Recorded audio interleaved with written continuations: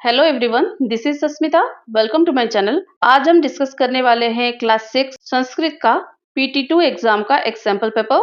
ये आपके new syllabus के हिसाब से बनाया गया है। टोटल मार्क है 40, टाइम 90 मिनट्स। चलिए स्टार्ट करते हैं हम खंड क से। खंड क, अपठित अवबोधनम। क्वेश्चन नंबर 1, गद्यांशम पठित्वा प्रश्नानाम उत्तराणि लिखत। नीचे दिए गए पैसेज को पढ़कर आपको आंसर बताना है। परिश्रमः सफलतायाः कुंजिका भवति। मेहनत सक्सेस की चाबी होती है। कर्मयोगी मानवः एव सफलताम प्राप्नोति। जो इंसान कर्मयोगी होता है, कर्मयोगी मीन्स हार्ड वर्किंग इंसान, अगर हार्ड वर्किंग है तो उसको सक्सेस मिल जाता है। अलसः नरः भाग्यवादी भवति। जो आलसी होता है वो हमेशा लक के ऊपर डिपेंड करता है। सः सर्वदा चिंतयति यत् भाग्येन एव सर्वं फलति। वो हमेशा चिंता करता है जो भाग्य में लिखा है वही होगा। किंतु एतद् विपरीतम परिश्रमी नरः परिश्रमेण सर्वाणि कार्याणि साधयति। लेकिन इसके अपोजिट में हार्ड वर्किंग इंसान जो है हार्ड वर्क से सब कुछ सारे काम कंप्लीट कर देता है। सह सर्वदा परिश्रमे एव विश्वसिति। हमेशा हार्ड वर्किंग इंसान जो है वो मेहनत पे भरोसा करता है। परिश्रमेण तस्य जीवनम सुखमयम। परिश्रम से उसका जीवन सुखमय होता है। समृद्धम शांतिपूर्णम च भवति। समृद्ध होता है, शांतिपूर्ण भी होता है। अतः उच्यते, इसीलिए बोला गया है, उद्यमे नैव, उद्यम से ही, मेहनत से ही, सिद्धयन्ति, सिद्ध होता है, कार्याणि, काम, मेहनत से ही सारे काम सिद्ध होते हैं। न मनोरथैहि। मनोरथैहि मीन्स इच्छा करने से कोई काम सिद्ध नहीं होता है, उसके लिए मेहनत करना पड़ता है। तो अब देख लेते हैं क्वेश्चंस क्या है इसके ऊपर बेस करके। पहला है एक पदेन उत्तरत। 1 वर्ड में आपको आंसर देना है। पहला क्वेश्चन है परिश्रमः कस्या कुंजिका भवति। मेहनत किसकी चाबी है। ऊपर लिखा है पहला सेंटेंस, परिश्रमः सफलतायाः कुंजिका भवति। कस्याः, इसके बदले हमको लिखना है सफलतायाः। तो एक पद में आंसर देना है, 1 वर्ड में आपको आंसर देना है। तो यहाँ पे सिर्फ आप लिखोगे सफलतायाः। नेक्स्ट है कः नरः भाग्यवादी भवति। कौन सा इंसान भाग्यवादी होता है। भाग्य के ऊपर डिपेंड करता है कि लक में जो लिखा है वही होगा। देखिए आंसर लिखा है अलसः नरः भाग्यवादी भवति। तो हमको लिखना है कह के बदले अलसः। नेक्स्ट क्वेश्चन है पूर्ण वाक्येन उत्तरत। फुल सेंटेंस में आपको आंसर देना है। फर्स्ट वन इज भाग्यवादी नरः किम चिंतयति। जो इंसान भाग्य के ऊपर ज्यादा भरोसा करता है वो क्या सोचता है। देखिए ऊपर लिखा गया है यहाँ पर सह सर्वदा चिंतयति यत् भाग्येन एव सर्वं फलति। तो हमको आंसर में यहाँ पर लिखना है भाग्यवादी नरः चिंतयति, हाइफन दे देंगे, लिखेंगे यत् भाग्येन एव सर्वं फलति। नेक्स्ट क्वेश्चन परिश्रमेण जीवनम कीदृशम भवति। परिश्रम से जीवन कैसा हो जाता है। ऊपर ही आंसर लिखा गया है। देखिए परिश्रमेण तस्य जीवनम सुखमयम समृद्धम शांतिपूर्णम च भवति। परिश्रम से जीवन सुखमय, समृद्धमय, शांतिमय हो जाता है। वही आपको यहाँ पर लिखना है परिश्रमेण जीवनम सुखमयम, कॉमा देना भूलना नहीं, कॉमा समृद्धम, अब कॉमा नहीं देना है, फिर लिखना है शांतिपूर्णम च। च का मतलब संस्कृत में और होता है और 2 शब्दों को लिखने के बाद च लिखा जाता है। तो समृद्धम च शांतिपूर्णम ऐसा नहीं लिखना है, हमको लिखना है समृद्धम शांतिपूर्णम च भवति। ये हो गया हमारा अनसीन पैसेज। आगे बढ़ते हैं खंड ख की तरफ। रचनात्मक अवबोधनम। क्वेश्चन नंबर 2 चित्रम दृष्ट्वा बिडालः कुत्र अस्ति लिखन्तु। पिक्चर देखिए और विडालः, विडालः मतलब कैट, कैट कहाँ पर है आपको लिखना है। पहले पिक्चर में देखिए कैट टेबल के नीचे है। नीचे मतलब संस्कृत में हम बोलते हैं अधः, तो हम यहाँ पर लिखेंगे ब्लैंक्स में अधः। उसके नीचे वाले पिक्चर में देखिए कैट जो है टेबल के ऊपर बैठा है, तो ऊपर को हम संस्कृत में बोलते हैं ऊपरी, तो ब्लैंक्स में हम लिखेंगे ऊपरी। अब देखिए सेकंड पिक्चर, सेकंड पिक्चर में बिल्ली जो है वो बॉक्स के अंदर है, तो अंदर को हम बोलते हैं अंतः, लिख दीजिए अंतः। नेक्स्ट उसके नीचे वाला देखिए एकदम उसका अपोजिट है, बिल्ली जो है बॉक्स के बाहर है, तो हम यहाँ पर लिखेंगे बाहर को संस्कृत में क्या बोलते हैं बहिः। नेक्स्ट फर्स्ट लाइन का थर्ड पिक्चर देखिए, कैट बच्चे के लेफ्ट साइड में बैठी है। लेफ्ट साइड को हम बोलते हैं संस्कृत में वामतः, लिखेंगे वामतः। उसके नीचे का picture exact opposite, cat right side में बैठी है, तो राइट साइड को हम बोलते हैं दक्षिणतः, लिखेंगे दक्षिणतः। जितने भी आंसर्स आपने यहाँ पर लिखा है हर जगह विसर्ग की मात्रा देना भूलना मत, नहीं तो उसमें मार्क कट जाता है। चलिए आगे बढ़ते हैं हम।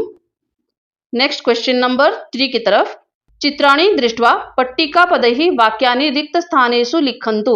डायग्राम्स को देखिए और पट्टिकापदैः बॉक्स के अंदर जितने भी वाक्य हैं छोटे-छोटे उनको ब्लैंक्स में आपको फिल करना है। ये सब सिंबल्स ना आपने रोड पे जाते हुए देखा होगा कहीं ना कहीं पर। तो पहला पिक्चर जो है वो रोड में तभी बनाया जाता है जब हमको लेफ्ट साइड में मूव करना हो। लेफ्ट साइड की तरफ एरो मार्क है ना, तो लेफ्ट साइड में हमको जाना है। तो इसको क्या बोलते हैं हम? देखिए बॉक्स के अंदर लिखा है वामतः गच्छ, तो उसको लाइए और ब्लैंक्स में फिल कर दीजिए वामतः गच्छ। नेक्स्ट सिंबल देखिए वो तभी यूज किया जाता है जब भी हमको राइट साइड में जाना होता है। तो बॉक्स में देखिए राइट साइड में जाने के लिए क्या लिखा गया है? दक्षिणतः गच्छ। उसको लाइए ब्लैंक्स में फिल कर दीजिए दक्षिणतः गच्छ। नेक्स्ट सिंबल देखिए ट्रायंगल शेप के अंदर बच्चे जा रहे हैं बैग पकड़कर। कहाँ जा रहे होंगे? स्कूल। स्कूल बैग्स हैं।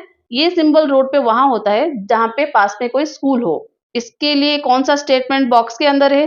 अग्रे विद्यालयः, आगे विद्यालय है। ये वाला स्टेटमेंट उठाइए ब्लैंक्स में फिल कीजिए। फोर्थ सिंबल देखिए वहां पे एक ग्रीन सिंबल है वॉकिंग का। जब भी आपको रोड क्रॉस करना है तो आपको ये सिंबल देखकर रोड क्रॉस करना होता है कि वॉकिंग का ऑप्शन है कि नहीं वहां पर। तो इसके लिए हम कौन सा स्टेटमेंट ढूंढेंगे? बॉक्स में देखिए क्या लिखा है? पदयात्रिकाः। उसको उठाइए और ब्लैंक्स में फिल कीजिए और ये जो सिंबल है ये देना मत भूलिए। नेक्स्ट पिक्चर देखिए उसमें 3 कलर्स है ना।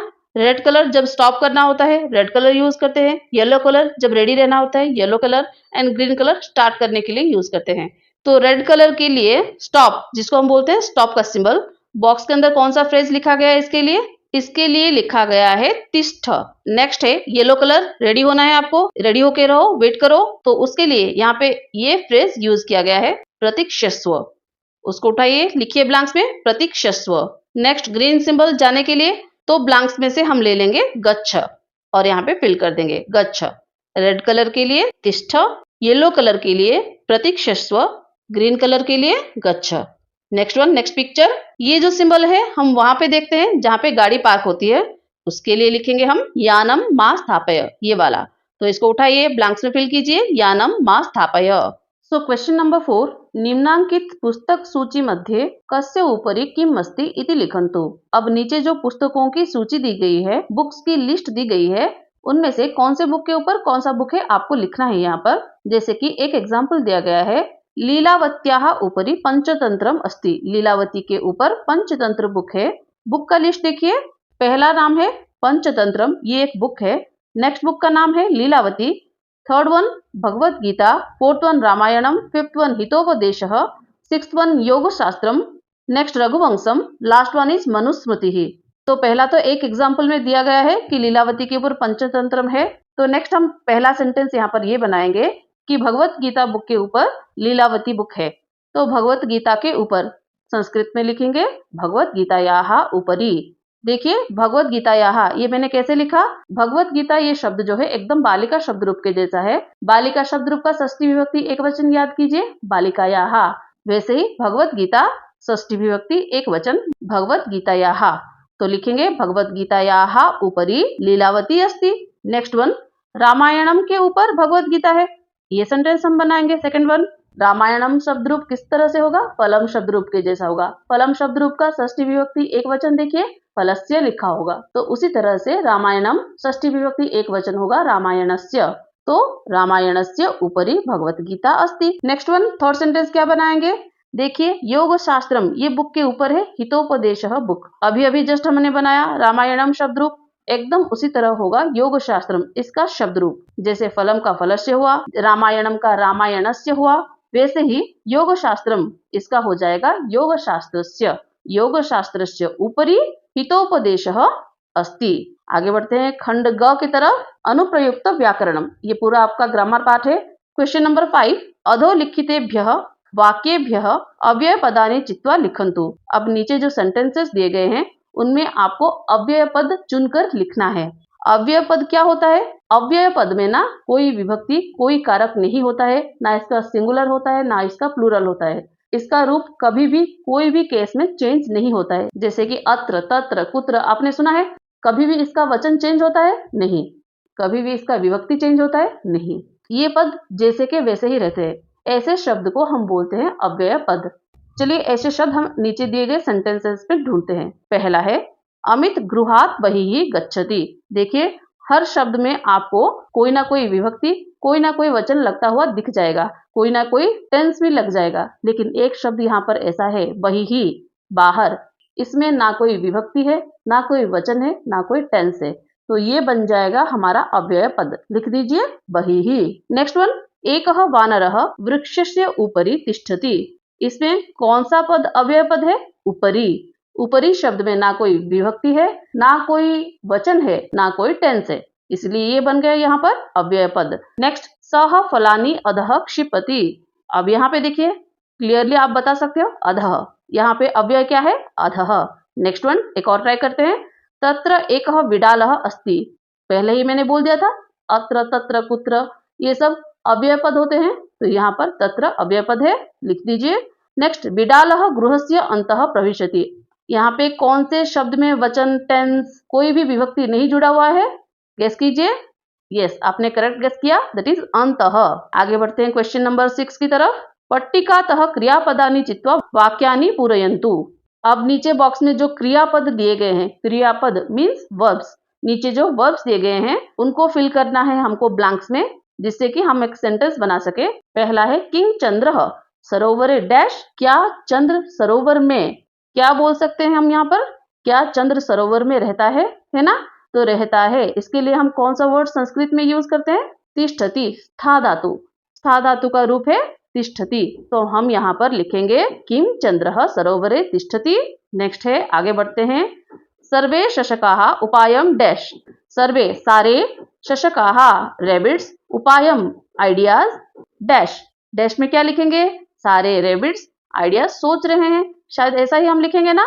तो चलिए चेक कर लेते हैं ब्रैकेट में वो शब्द है कि नहीं। निवसंती, चिंतयंती, है ना, चिंतयंती, चिंता कर रहे हैं, आइडिया सोच रहे हैं, तो सारे रेबिट्स आइडिया सोच रहे हैं, ऐसा ही लिखेंगे। तो आंसर फिल कर देते हैं, सर्वे शशकाः उपायम चिंतयन्ति। नेक्स्ट है ग, सायंकाले शशकानां सभा डैश।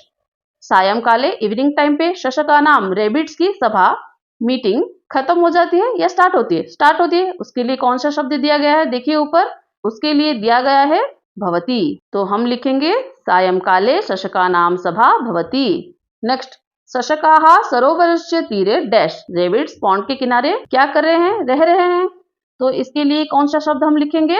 निवसंती। शशकाः सरोवरस्य तीरे निवसंती। नेक्स्ट, सह गजराजम डैश।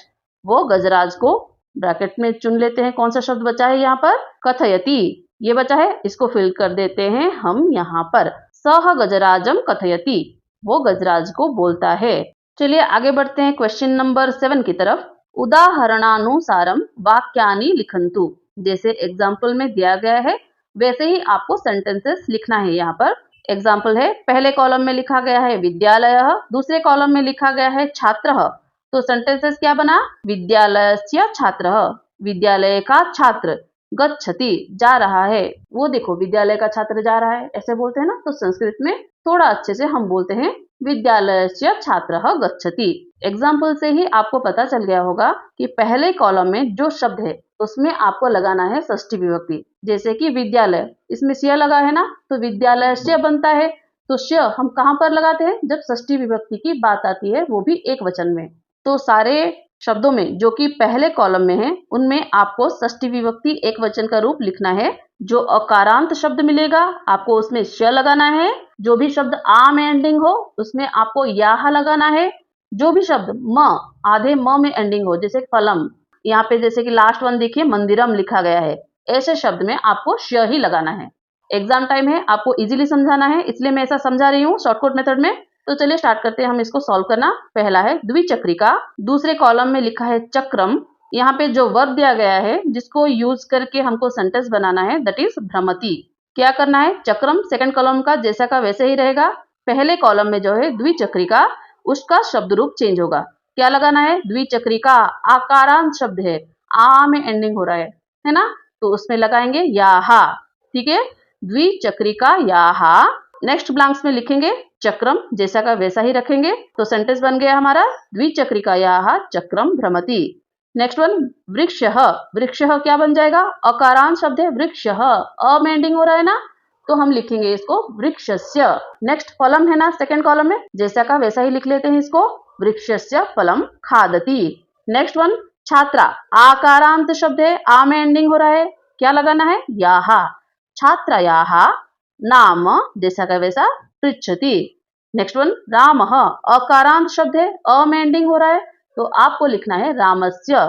रामस्य पुस्तकम जैसा का वैसा आनयति। मंदिरम, फलम शब्द रूप जैसा है, श लगाना है, मंदिरस्य शिखरम पश्यति। आगे बढ़ते हैं क्वेश्चन नंबर 8 की तरफ। क्वेश्चन नंबर 8, चित्रे दर्शितस्य नाम लिंगम च निर्दिशन्तु। नीचे जो पिक्चर्स दिए गए हैं उनका नाम लिखना है, वो कौन से लिंग को बिलोंग करते हैं, उनका जेंडर आपको लिखना है। पहला है फ्लावर का डायग्राम है, तो हमने उसको संस्कृत में लिख दिया पुष्पम। कौन से लिंग का है, कौन से जेंडर का है, नपुंसक लिंगम। वैसे नीचे उसके दिया गया है लायन, लायन को क्या बोलते हैं, सिंहः। लिंग क्या है, पुल्लिंग है ना, तो लिख देंगे पुल्लिंगम। नेक्स्ट वन, फ्रूट का डायग्राम है, फ्रूट को क्या बोलते हैं हम, फलम। कौन सा लिंग है, नपुंसक लिंगम। नेक्स्ट पिक्चर किसका है, एक लेडी का है, लेडी को हम क्या बोलते हैं, महिला।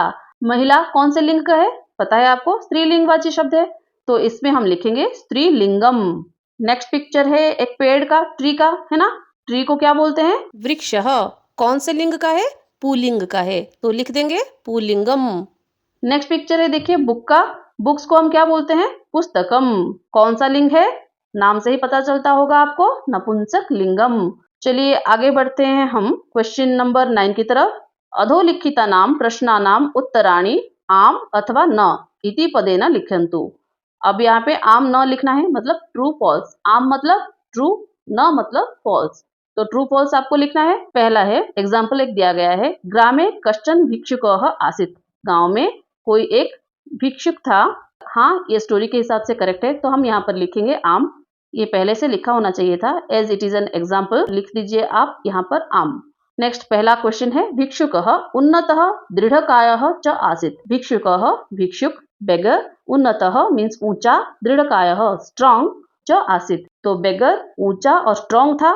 हाँ, ये भी सच है, स्टोरी में हमने पढ़ा है, तो यहाँ पे लिख दीजिए आम। नेक्स्ट, जनाः तस्मै दंडम यच्छन्ति। लोग उसको दंड देते थे, नहीं ऐसा नहीं है, तो हम यहाँ पर लिख देंगे न। नेक्स्ट वन, भिक्षुकः प्रभुतम धनम इच्छति। जो बेगर था वो बहुत ज्यादा धन इच्छा करता था।